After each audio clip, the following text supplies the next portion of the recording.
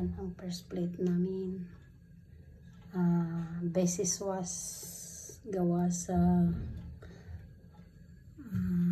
peras at patata. Ito ay isda na merluza yata o atong ribosaw. Lalagyan pa yan ng itlog bago ipiprito.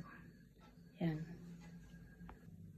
Hello guys, magbibisita kami. Ito yung kiso na kambing yata to, at membrelyo. Yan, hamon.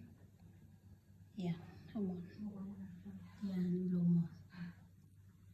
Ito yung mga dry fruits.